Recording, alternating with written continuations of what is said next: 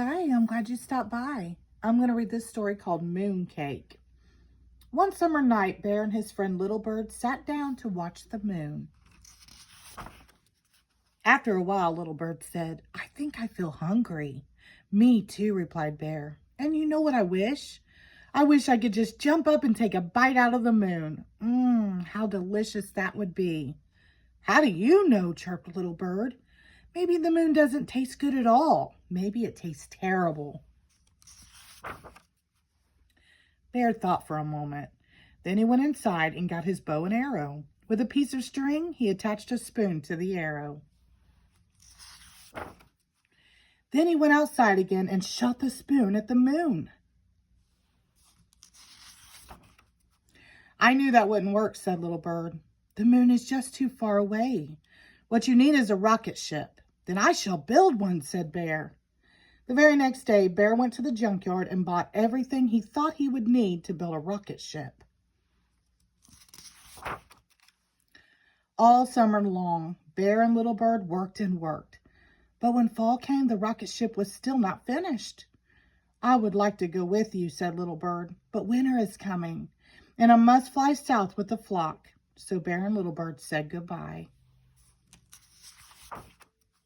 When it began to get cold and the leaves fell off the trees, Bear got sleepy. But instead of climbing into bed and sleeping through the winter, he kept right on working. He worked and worked until the rocket ship was finished.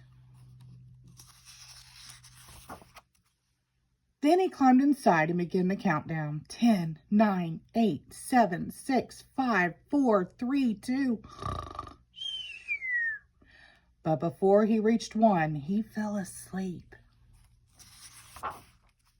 He slept and slept and slept until one night the wind knocked over his rocket ship. Bear had never been awake in the winter before. When he opened his eyes and saw the snow, he thought he was on the moon. He climbed out of his rocket ship, scooped up some snow, and made a little mooncake. Then he tasted it.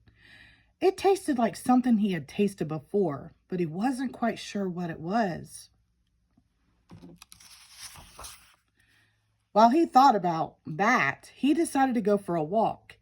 He didn't want to go too far because he was afraid that he would get lost. So he just walked in a big circle. After a while, he came upon his own paw prints in the snow. "These paw prints are too big to belong to a moon mouse or even a moon raccoon," thought Bear. "Maybe they were made by a moon bear, or perhaps," he shuddered, "a terrible moon monster." Bear felt scared. He ran back to his rocket ship and prepared for takeoff.